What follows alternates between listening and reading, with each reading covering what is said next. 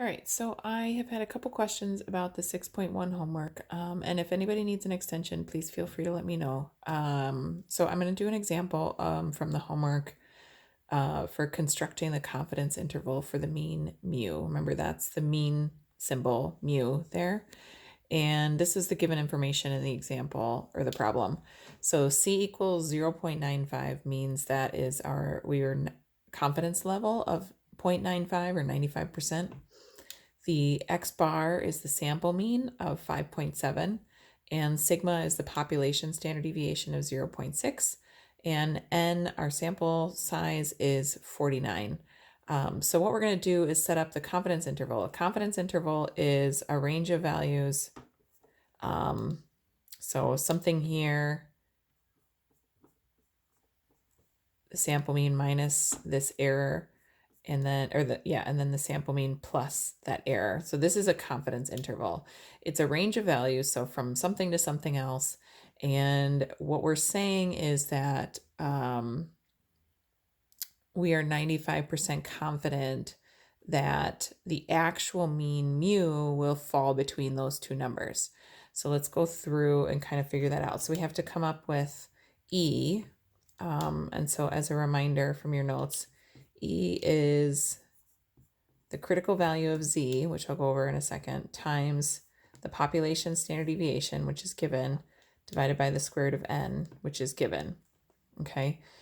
So those two things are given. So we have to figure out what Z sub C is. So this is a little subscript.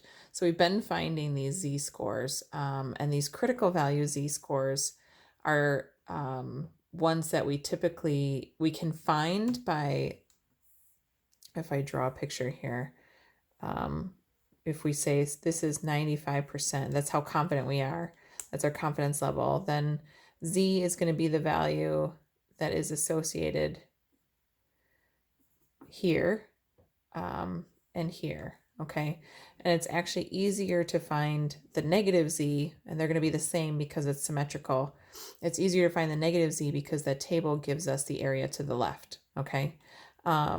Excuse me. But these critical values that are common, like 95%, 90%, 99%, and 80% are all given to you in the table. So if you go to the standard normal table, here on the bottom of the negative side has all of the really common values, the ones we use the most often. So you can see if we want C to be 95% or 0.95, it gives us our critical values for Z. Oops, sorry, right there, 1.96. So in this case, our critical value for this confidence interval is 1.96. Okay, so that allows us to calculate E. This is our error, remember, margin of error. So we take 1.96 times the given standard deviation, which is 0.6, divided by square root of 49. Okay, and that is equal to 0.168. Okay, so that's the plus or minus value that we're going to add on to X bar, or the sample mean. So our confidence interval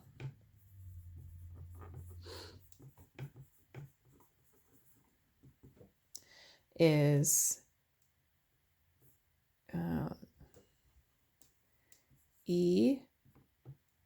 X bar minus E. This is our left endpoint, and then X bar plus E, and this is our right endpoint. And those are the endpoints, are the left and the right for that confidence interval.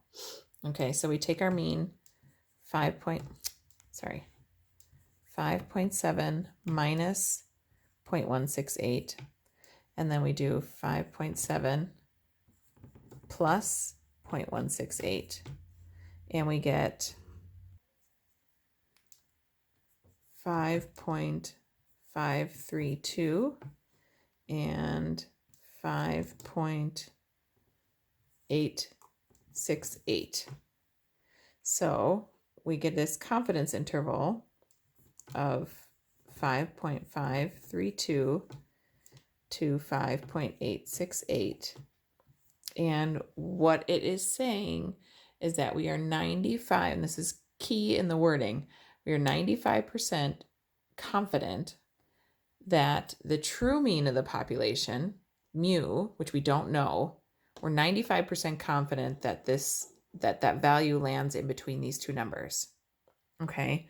And so the more confident you are, the wider these numbers are going to get apart because it allows you to be more confident. If you think of it like if you were jumping into a net, right? And you're jumping far and you wanted the net to catch you, you want to be able to be caught by that net. The bigger the net, the wider the net, the more confident you're going to be that you're going to be safe. So the wider the confidence interval is, the more confident you are that you are going to be catching mu. So if you're 99% confident, these numbers have to be even farther apart. I hope that makes sense. Feel free to email me if you need an extension on the homework, if you want to spend more time thinking about that. I'm always available.